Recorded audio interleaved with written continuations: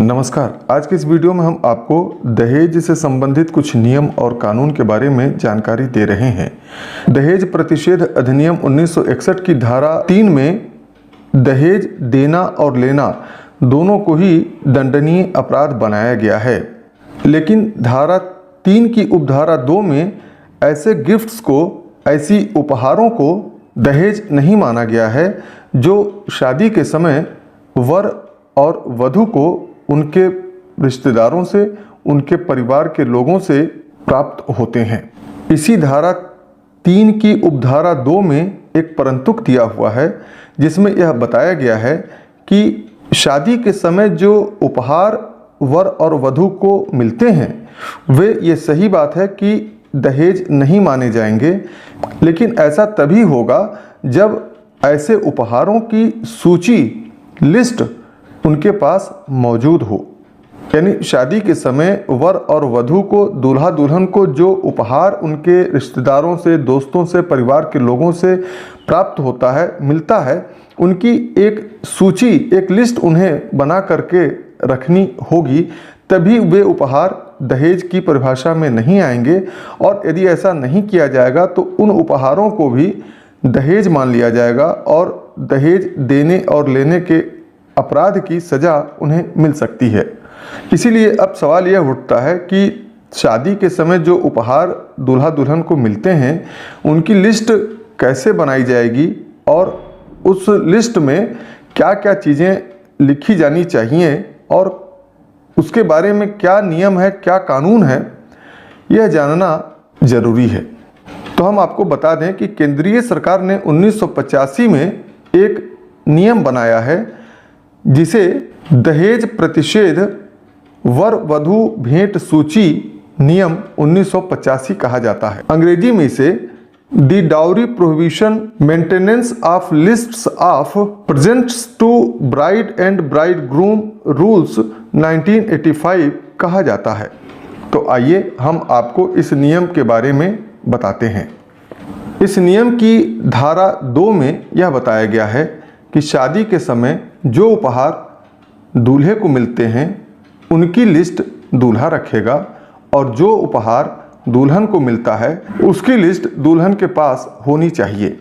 यह लिस्ट शादी के समय या शादी के बाद जितनी जल्दी हो सके बना लेनी चाहिए और इस प्रकार से शादी के समय या शादी के बाद जितनी जल्दी हो सके लिखित रूप में बनाई जाएगी और उस लिस्ट में किन किन बातों का वर्णन किया जाएगा इसके बारे में इस कानून की धारा 2 के उपधारा 3 में बताया गया है।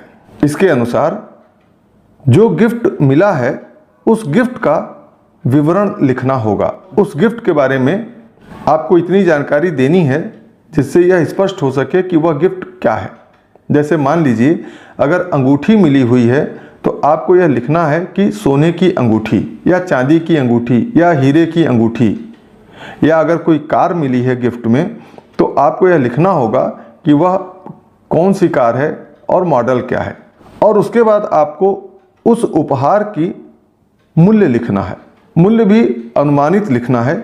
एग्जैक्ट अगर आप लिखते हैं तो बहुत अच्छा है, लेकिन बहुत से उपहार ऐसे होते हैं जिनका एग्जैक्ट मूल्य नहीं पता होता है, या तो देने वाला नहीं बताता है या किसी भी अन्य कारण से एग्जैक्ट मूल्य नहीं पता होता है, लेकिन एक अनुमानित मूल्य तो पता लगाया जा सकता है। तो उसका अनुमानित मूल्य उस उपहार के नाम के आगे आपको लिखना है और फिर उसके बाद आपको वह उपहार किसने दिया उस व्यक्ति का नाम लिखना है और ऐसा उपहार देने वाले का नाम लिखने के बाद उसके साथ क्या रिश्ता है, क्या नाता है, वह भी लिखना है। जैसे यदि वर के ससुर ने कोई उपहार वर को दिया है तो ससुर का नाम लिखा जाएगा और उसके बाद रिश्ता यानी कि ससुर, ये लिखना जरूरी है। इस प्रकार से इस नियम के अनुसार जो सूची बनाई जाएगी, जो लिस्ट बनाया जाएगा, उस लिस्ट के नीचे अगर वह लिस्ट दूल्हे का है तो दूल्हा उसके नीचे हस्ताक्षर करेगा और यदि वह लिस्ट दुल्हन का है तो दुल्हन उसके नीचे हस्ताक्षर करेगी। और मान लीजिए कि यदि दूल्हा या दुल्हन हस्ताक्षर करने में सक्षम नहीं है, पढ़े लिखे नहीं हैं, अंगूठा लगाना चाहते हैं, तो वह सूची जिस व्यक्ति ने तैयार किया है, बनाया है, वह व्यक्ति या कोई दूसरा व्यक्ति उस सूची को पढ़ करके सुनाएगा और सुनाने के बाद अपना स्वयं हस्ताक्षर करेगा और ऐसे वर या वधू के अंगूठे का निशान वहाँ लगाया जाएगा। और इस प्रकार से जो लिस्ट तैयार होगी उसमें वर या वधू यदि चाहें तो दोनों ही हस्ताक्षर कर सकते हैं, यानी दो सूचियां बनेंगी, एक वर के लिए और एक वधू के लिए। यह जरूरी है। दोनों ही सूचियों में या तो केवल वर और वधू अपना अपना हस्ताक्षर करें, या एक सूची में वर और वधू और दूसरी सूची में भी वर और वधू दोनों ही हस्ताक्षर कर दें। और वे यदि चाहें तो ऐसी सूची में नीचे अन्य रिश्तेदारों नातेदारों के भी हस्ताक्षर करवा सकते हैं जो उस शादी के समारोह में उपस्थित थे या जिन्होंने वह उपहार दिया है। ऐसे भी किसी व्यक्ति का या व्यक्तियों का हस्ताक्षर करवाया जा सकता है। यह आवश्यक नहीं है, लेकिन यदि ऐसा करवा लिया जाता है तो अच्छा होता है। तो ये थी दहेज और शादी के समय दूल्हा दुल्हन को मिलने वाले उपहारों की सूची बनाने के संबंध में नियम और कानून की संक्षिप्त जानकारी।